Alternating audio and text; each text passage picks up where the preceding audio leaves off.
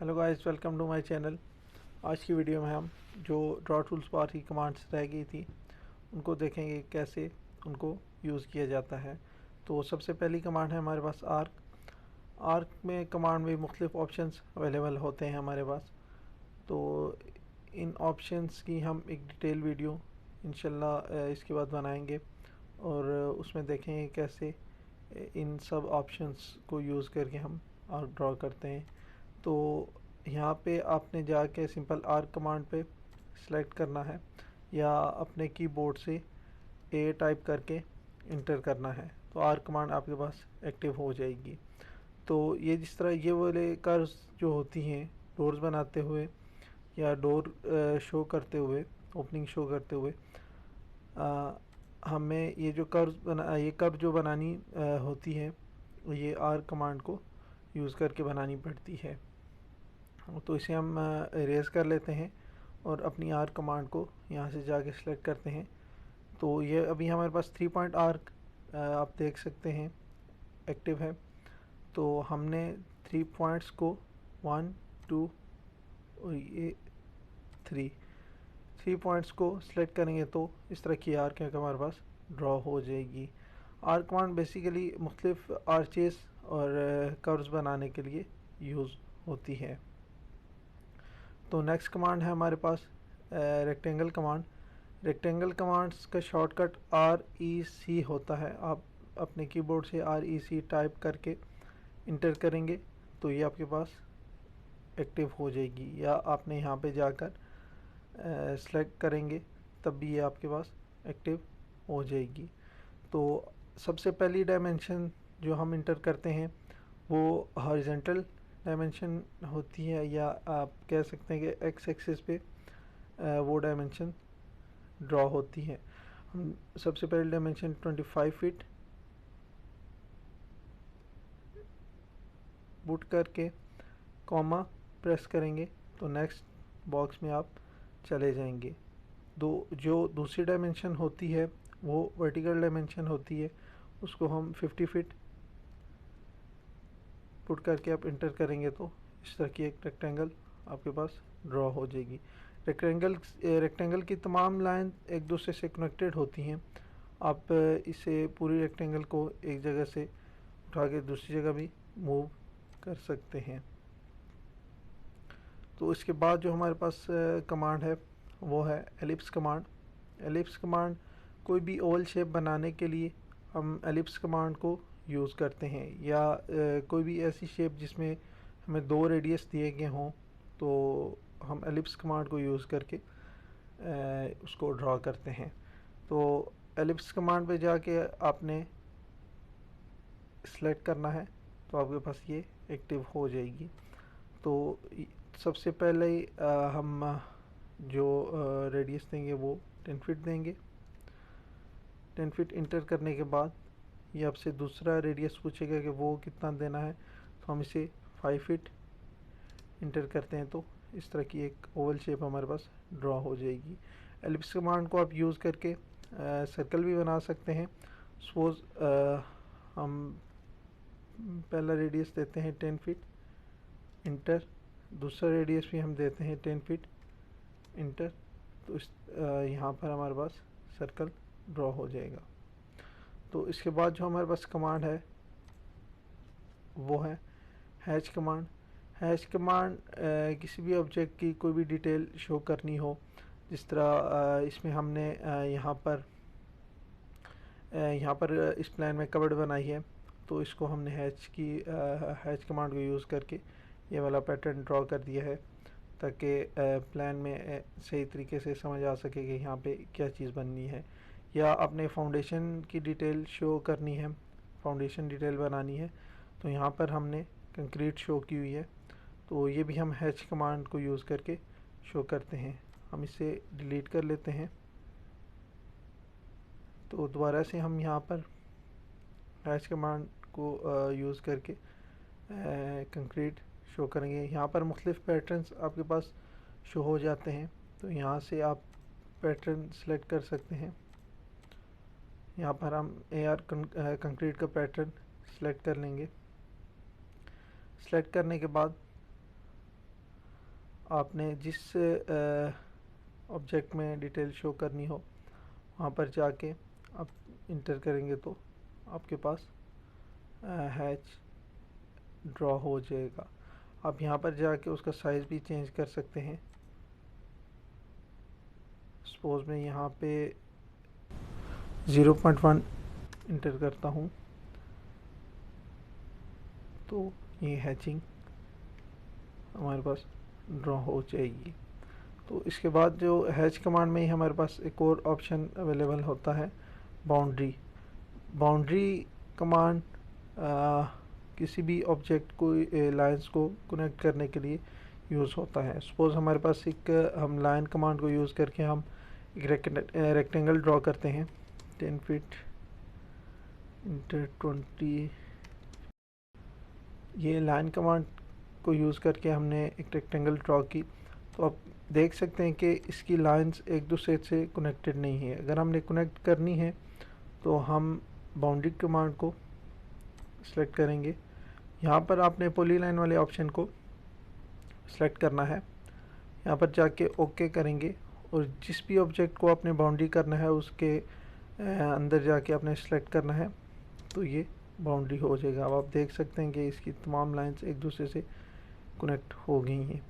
तो draw tool bar में मुख्तलिफ और कमांड्स हमारे पास होती हैं, जैसे कि सप्लाइन फिट कमांड है। तो ये कोई भी लैंडस्केपिंग प्रोजेक्ट बनाते हुए आप इस कमांड को यूज़ करते हैं, इस तरह की कर्व्स बनाते हुए।